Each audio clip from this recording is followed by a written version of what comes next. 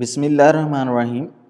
In this video, we will discuss two examples of the magnetic circuits. A magnetic circuit is shown in front of you. It consists of the circular core. The cross-sectional area of the core is shown over here, and the cross-sectional diameter is 0.04 meter. The mean radius of this circular path is 0.2 meter. This is the outer periphery, this one is the inner periphery, and we are going to consider this mean path for the flux that will be established in this core because of this winding current. Let's suppose that the number of turns in this winding are 100 and the current we are injecting in this winding, that is equal to 2 ampere. So this current will establish a magnetic flux, and that magnetic flux will move on this path that is considered as the mean path of this circular core. Now, using the Ampere's law, we can find out the magnetic field intensity. If you remember the Ampere's law, then the integration of H with respect to dl over the path dl, that must be equal to the total current enclosed by that path. So over here, our length of the path, that is equal to the circumference of this circle. So I can write it like that H into 2 pi r, that is equal to N into I, that's the total current enclosed in this loop. So from here I can work out the magnetic field intensity, that is equal to Ni by 2 pi r. So by using the Ampere's law, we can work out the intensity at the core. Okay, so that you can see over here, that has been calculated, Ni by 2 pi r. So N is equal to 100, that is given to us. The current is 2 ampere. The radius is 0.2 meter over here. So magnetic field intensity in this closed path of length 2 pi r is calculated to be 1.59 into 10 raised power 2 ampere turn per meter. Ampere turn is the unit of this MMF that is being established because of the flow of the current in this winding, and this is the length of the circular path. Okay, now knowing the information of the magnetic field intensity, we can work out the magnetic field density that will be established in this core.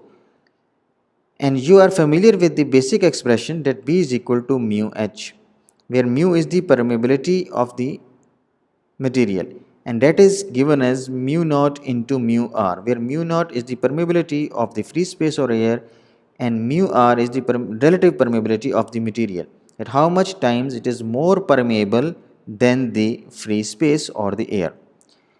So permeability of the free space is 4 pi into 10 raised power minus 7, and the permeability of the material is 3000 over here. It means it is 3000 times more permeable than the air.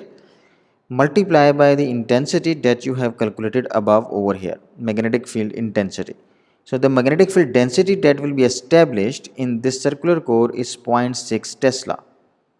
So another unit for the magnetic field density is Weber per meter square, that is the flux per unit area.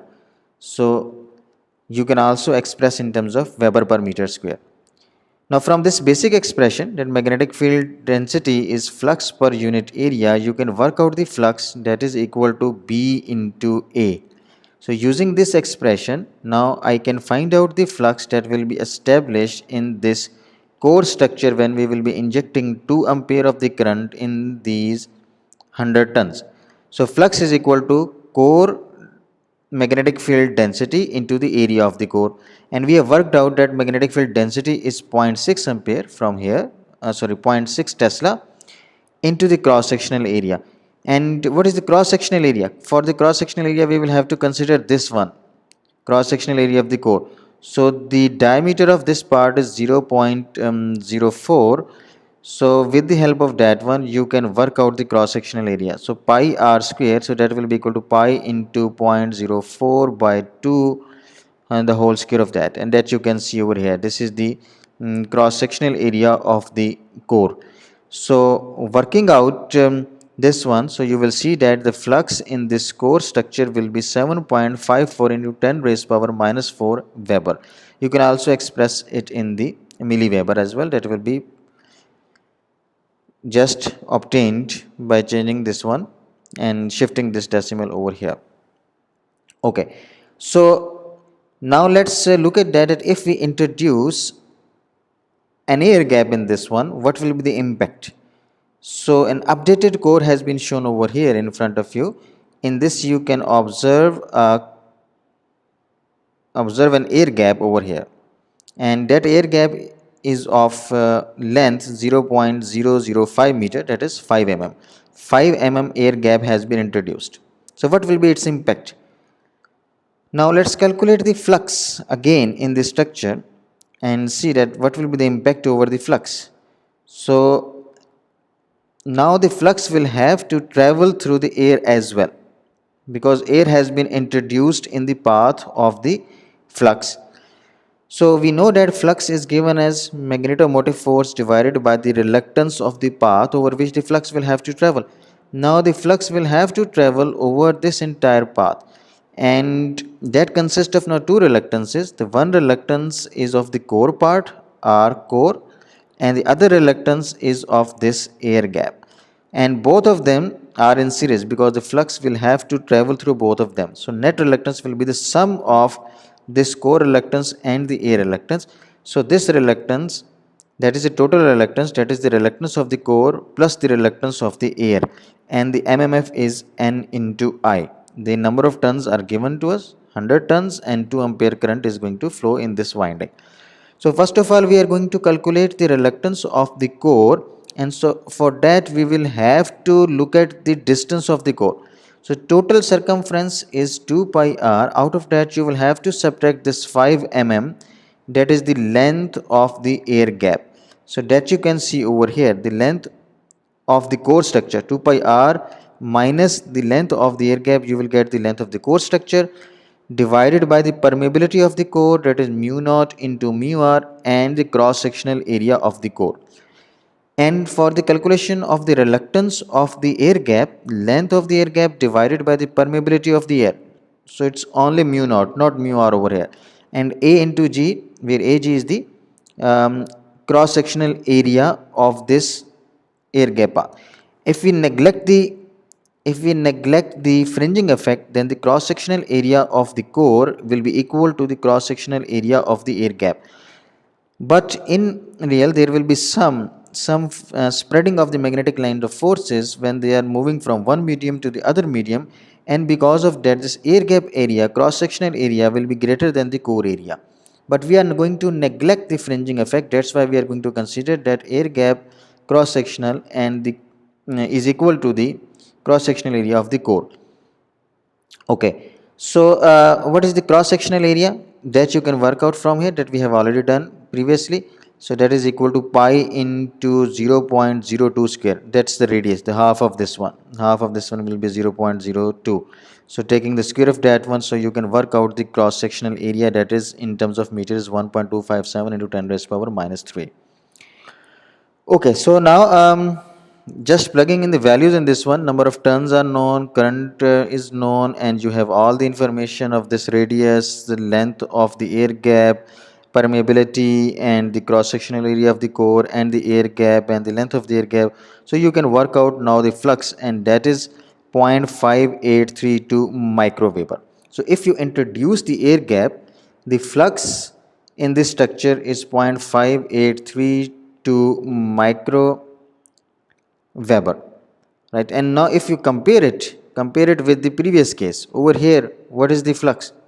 The flux is 7.54 into 10 raised power minus 4, and that is 0.754 milliweber. This is the flux. So it is in if you consider it in the milliwebers, so it is 0.754, and when you introduce the air gap, now look at the flux, it is significantly reduced. Why? Because the path of the flux now have the more reluctance. More reluctance means the flux is reduced, that will be established by this winding in this core structure. So by introducing the core, basically you are by introducing the air gap in the core, you are introducing the high reluctance, and because of that the flux is going to reduce.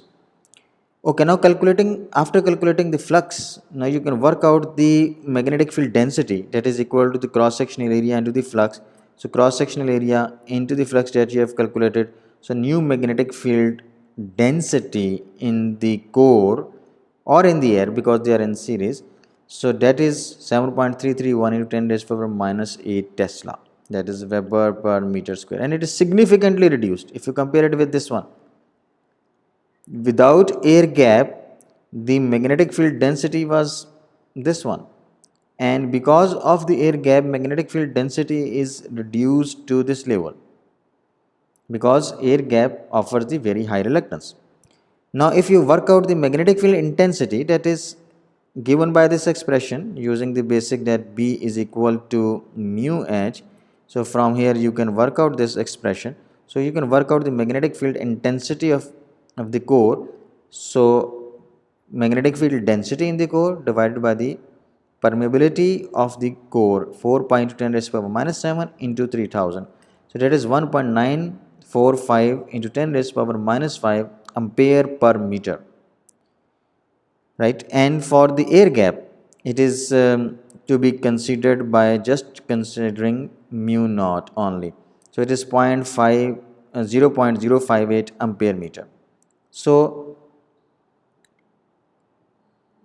what is the conclusion over here? That if we introduce the air gap in the core structure, first of all it reduces the flux in that one, reduces the flux density, and in order to have the same amount of flux in the structure, by introducing the air gap, you will have to inject more current in the winding to get the same magnetic field density. If you are not going to increase the current, your flux and the magnetic field density is going to reduce. Now let's look at this second example. Core structure is shown over here, and the number of tons are given to us, that is 300 tons over here, and the current that is being injected is 0.5 ampere, and the length of each segment is 0.1 meter. This segment, this segment, this segment, this one, this, and this. For all of these, the length is 0.1 meter, and the cross sectional area is 1 into 10 raised to the power minus 3 meter square, and the material that has been used in this core structure is the nickel, whose relative permeability is 600. So now we are going to work out that how much flux will be there in this portion of the flux if we inject the current of 0.5 ampere in this winding which has 300 tons. So that is the first step that is required in this example. So for that calculation, we will have to work out the reluctance of each path. So as the length is same, so we will be just calculating the reluctance of one part or one segment, and will be done with all.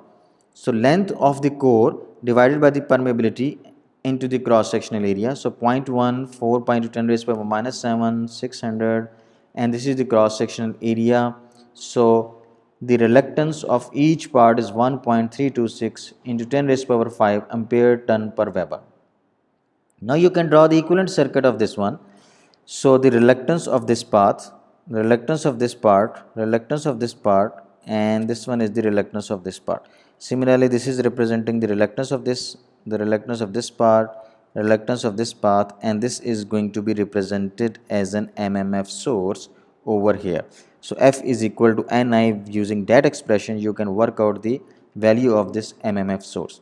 Now we need to solve this circuit by applying the magnetic laws, or you can say the electrical laws, because we have converted into an electrical equivalent circuit. Okay, now there are two loops over here, so you can write down the loop equation. So for the first loop over here, the equation can be written as minus Ni as you are moving in this direction, then 4 times these reluctances, 1, 2, 3 and 4, 4 time reluctance into the phi 1 that will establish the magnetic voltage across these resistances, and then one opposite flux that is going to travel through the central part, that is phi 2, by considering this direction of the flux. So that will be minus reluctance of this part into phi 2. Okay, so this is our first equation, and rearranging this one we can write it like this, and we are given with the values of the number of turns and the currents. So we can write down this loop equation like that, that 4 times reluctance phi 1 minus reluctance phi 2 is equal to 150. Now we write down the equation for the second loop. For the second loop, 1, 2, 3, 4. 4 reluctances will be multiplied with phi 2 to give you the magnetic voltage of flux phi 2, and then the other flux that is linked with that one, that is this phi 1. So reluctance into phi 1, and that is in the opposite direction because of that with the negative sign. So from here you can work out that the phi 1 is equal to 4 times phi 2. So now you have two equations, one is this one is this one. So solving these two together, you can work out the values of the phi 1 and the phi 2. Okay, so from this equation, we have worked out this one, and then taking the value of the phi 1 in terms of phi 2 from here. So you can write down this equation, and now if you simplify it for flux, so that will be equal to 7.541 into 10 raised power minus 5 Weber. So this is the flux in this part, and that we wanted to determine, because if you look at that one, the first step was to determine the flux in this portion of the core and to determine the flux density. So we have worked out the flux in that one, and now we can work out the density by simply dividing it by the cross sectional area. So cross sectional area is given to us, so that is the density that will be established in this particular core structure when you will be injecting the current of 0.5 ampere in this winding structure, right? Okay, now let's look at what will be the total flux that will be developed over here, because this flux will be moving like this and will be divided into two parts over here. We have worked out what is the flux over here.